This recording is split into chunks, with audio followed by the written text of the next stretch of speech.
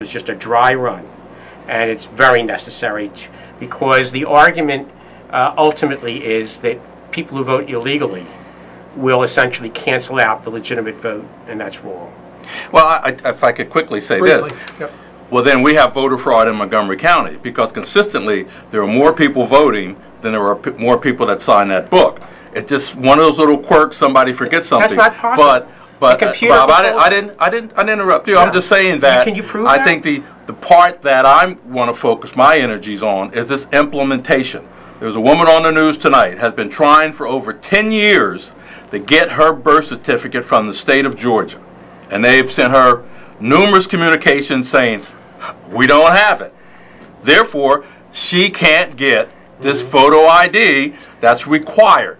Which is not true in Pennsylvania. In Pennsylvania, you could take an expired license. I'm just saying to you, she needs her birth certificate from Georgia to get this free voter ID card. She can't get it. All right.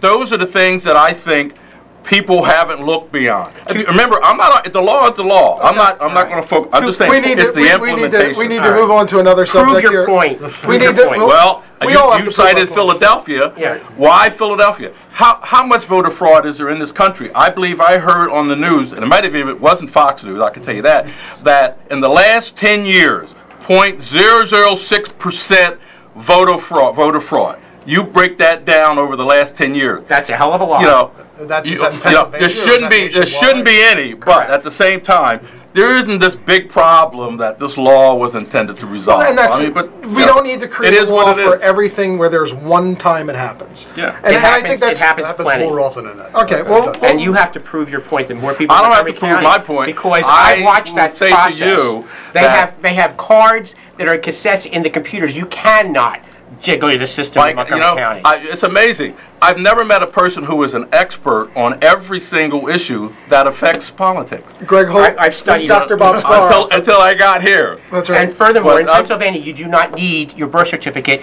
I spoke with the people of the commissioner meeting the prior Thursday. You don't need a birth certificate? I'm telling you that it was announced and it was confirmed. You don't need a birth certificate. You do not need a birth certificate. You can take an expired driver's license to a PennDOT place and you can get. But if you never had an, I'm not going to. Had one in the first place. I'm not disagreeing with you. What I'm saying to you is, if you don't have a current photo ID, right, in order to get one, one of the documents is an embossed birth certificate. And another one I would just suggest to you, you need to look beyond somebody who already has a photo of some sort, or had, to a person who's never had, but voted for 30 years.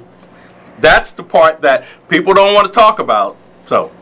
Okay, well, we have a little bit of feuding on our own. No, we don't. We just have a let's go into good some discussion. Let's go into some of the feuding that has ended in terms of our county politics. And now we're in a new era of Josh Shapiro, Leslie Richards, and Bruce Castor. And things seem to be going oddly well. So I'd like to get your gentlemen's insight on why you think that's happening and if it's something you think that we can expect to continue. It's a release phenomenon. I spoke to Bruce about it. I watched him at the commissioner meeting to which I referred Thursday prior to the election. Right. He is greatly relieved that he's not dealing with people he considered to be corrupt. The rest is commentary. I think Bruce was through hell in the last 4 years dealing with with Hoffel and Matthews, and I think frankly, I think it's horrendous what those two guys did as far as hiding the state of the Montgomery County budget from the voters before the last past election, and ignoring infrastructure, exactly. as we found out. Right. So it's so I can see where Bruce is probably a lot happier now, being able to deal with people he feels he works with, even if he is in the minority, and hopelessly outvoted. Yeah, I think it's good to see a government that works harmoniously. That doesn't mean they always have to agree, and I think at some point in the future there'll be disagreements, but let them be disagreements on policy, not just personal sniping and name calling and grudge, revenge and so forth. So yeah, I'm glad to see that they're off to a good start. But again, I think at some point there may be issues that they disagree on, but I think there's a greater respect for each other's opinion, and if there is a difference of opinion, that's okay too. That may well happen.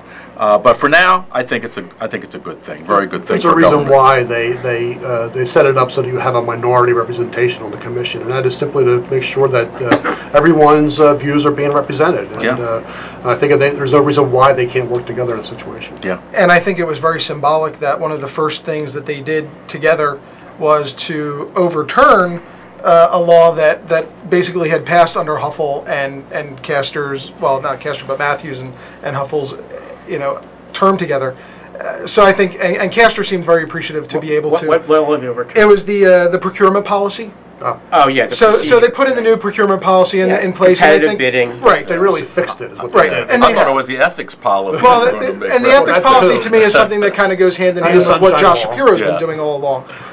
So I think it's good, and I think it's good to see that the feuding is over in Montgomery County, as well as the feuding is over a little bit at this table. Not really. Well, we still have another commercial break to go to, and then once we come back, we can start up feuding again. Okay. So to our viewers at home, we will be right back after these messages, and I can't promise that we'll be civil. Oh, yes, you can. Okay, maybe civil.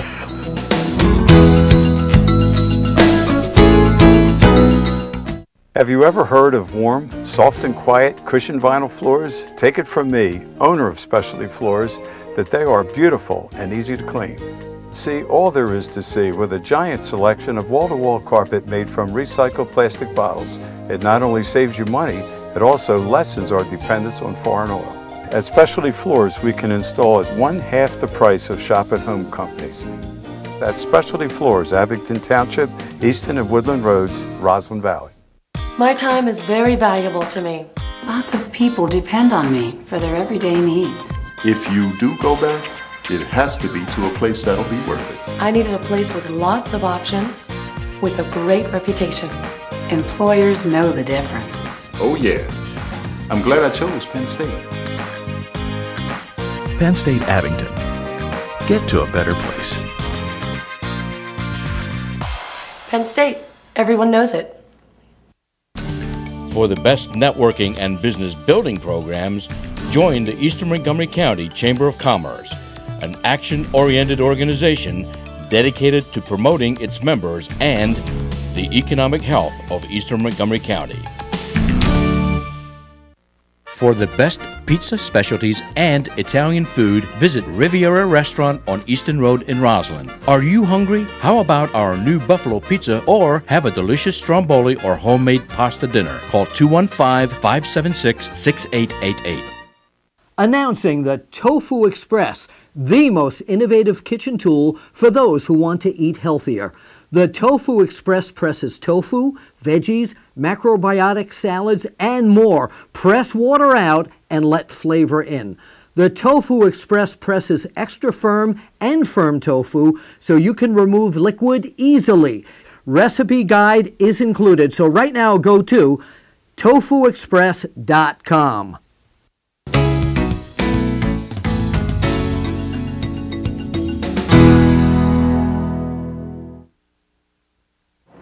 Welcome back. I'm Mark Lombardi, Abington Patch regular and Suburban Geek blogger, and again, we are off the record on Abington News and Views.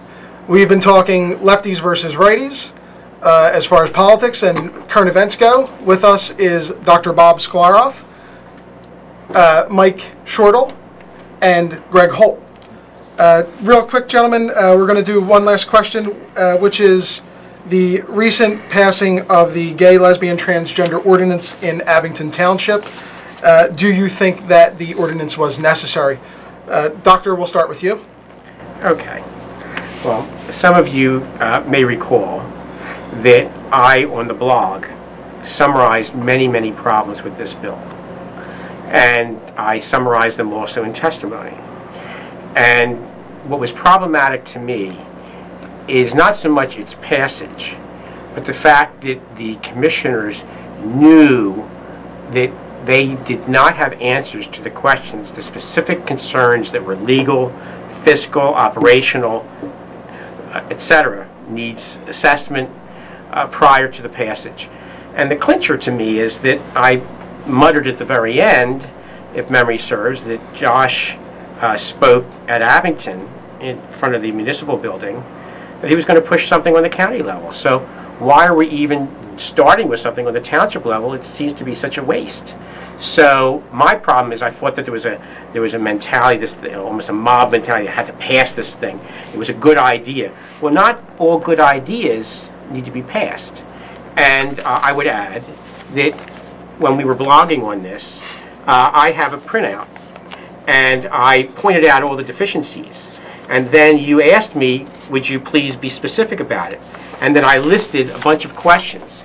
And after you had written, that's my homework, I'll do anything you say.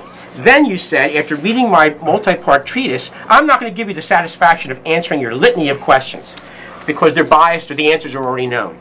No, the answers were not already known. And they still aren't. I'm glad that my readership on Abington Patch is at least one. And that sarcasm, the ancient art of it, is still not lost on some people in regards to my homework. Look, I think that the issue that we're looking at is a civil rights issue versus a religious belief issue. And in my mind, a civil right will always trump a religious belief. And I think it's about time that Abington and all the other areas around it, which have passed similar ordinances or laws, have gotten with the program. And I think it's great that we can now say that another segment of society, which was previously unprotected, is now protected. Good idea, yes. That's not the point. Look at the specifics of the bill. I detailed all the errors in it. You didn't respond. I'll make sure that I get that response back to you in a timely manner. How fast does our legal system usually work? They call it a speedy trial. Yeah. I'll get you a speedy answer. Right. Okay. I'll answer your questions. I will repost everything, I'm including sure the you hyperlink. Will. I'm sure you will. And then you'll have the opportunity to reply. I look forward to blogging back on your hyperlink. I have to disagree a little bit, though. I mean, aren't the transgender groups, aren't they already protected under? No, not specifically. Not specifically under state law. No, not specifically. No, not under state law, but there are federal protections. No, correct? No, not at all. No, really. So up until when the ordinance was passed, it was essentially legal in the state. Well, it still is legal in parts of the state of Pennsylvania, but legal within Abington Township to fire someone over their sexual identity and well, not necessarily their gender, but their sexual identity, as well as refuse them somewhere to live. So I think, again, it really comes down to, for me, civil rights versus religious belief. I'm still having a problem with the whole protection thing, because I would think of the due process clause. Isn't everybody protected? Life, liberty, and property? Yes, but they weren't protected as far as their rights go, their civil rights go. Okay. And I think that this ordinance, whether you believe it's perfect or not, at least perfect. Look, perfect is not the issue.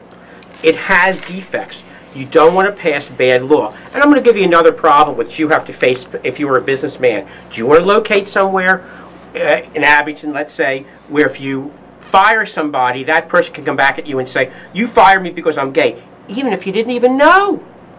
That's an issue as well. Well, listen, I'm going to agree with Mark in the sense of, the black community clearly understands the issue of civil rights, and I support individuals having civil rights. I shouldn't be saying this, but I think that certainly Bob is right in some aspects of this bill. I don't think we have all the answers yet. Correct. And that down the line, there's going to be some issues. And I've tried to kind of understand these. I've had people say things to me like, well, what are you going to do when a transgender, be it from male to female or female, walks into that, restroom or men's room? How is that going to be handled? I don't know whether that's part of what we're talking about. Did you know the solicitor wouldn't sign off on it? I just want to say would not say it's okay. I just want to say that I agree with from the civil rights standpoint, but I just think that there will be parts of this that are going to be a little bit rocky at some point, and I wish that the state had addressed this issue. They separately did. Right. Abington sent a resolution in asking for the state to do it like 2-3 months ago. That's not the key question, though. Yeah. The key question is the fact that even the solicitor, I asked Wachter, one of the commissioners, did the solicitor sign off on this? His answer was he read it. That's not an answer. Because you don't know about the township's liability in this regard. What happened between the time that Abington rejected it? The commissioners rejected it? An earlier version. Well, they had earlier versions, and they tweaked it They looked at some of the municipalities that had passed this bill, and I believe I'm correct, and Bob will correct me if I'm wrong, that they were all Democratic municipalities that have passed this ordinance. For sure. So, and I'm going to say, I like it from the standpoint of protecting civil rights, but I can agree somewhat with Bob that there are issues that weren't answered and probably won't be answered until something